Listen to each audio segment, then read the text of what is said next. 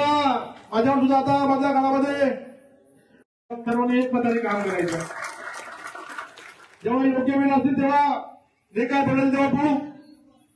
पण खऱ्या अर्थाने आपण जेव्हा कर्जत तालुक्यामध्ये काम करतोय, नितीन दादा असेल, मी असेल, दोन्ही पक्षाचे प्रमुख कार्यकर्ते असतील, दोन्ही कार्यकर्त्यांनी जेव्हा विचार केला, आपण परिवर्तन विकास आघाडी तयार केली. परिवर्तन विकास आघाडी तयार केल्यानंतर समोरच्या माणसाला साहजिकच वाटतं का आपलं आता कसं होणार.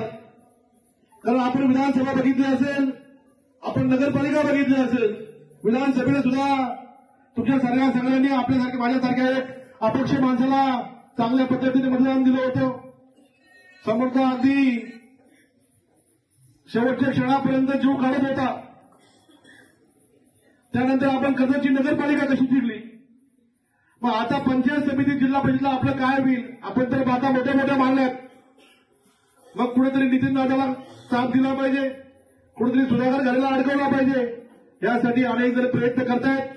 परंतु आपला सगळ्यांचा जर आशीर्वाद आमच्या बरोबर असेल, आपण सगळेजण आमच्या सोबत असाल तर येणाऱ्या निवडणुकीला खऱ्या अर्थाने आपल्याला चांगल्या पद्धतीचं यश प्राप्त होईल.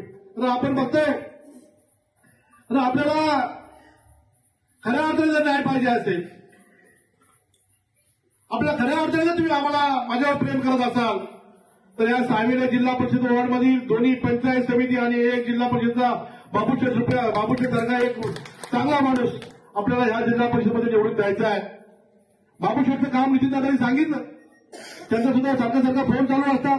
त्यांचं हॉस्पिटलचं काम असू द्या, कोणावर गोरगरिबांच्या नेता, याला आपण खऱ्या अर्थाने न्याय देणं गरजेचं आहे. आणि तुम्हीच्या या आजच्या या बैठकीला बघून मला खरंच असं वाटतं रंजनाताई, आपण सर्व राष्ट्रवादीचे कार्यकर्ते एकही माणूस इकडं दादा एकही माणूस न आता बाबूशेठला चांगल्या पद्धतीने आपण निवडून दिला पाहिजे.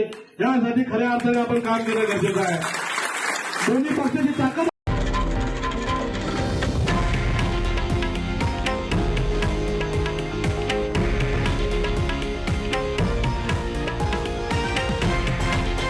हे आहे देशातील नंबर 1 न्यूज नेटवर्क आणि आपण पाहत आहात TV9 मराठी, एकमेव.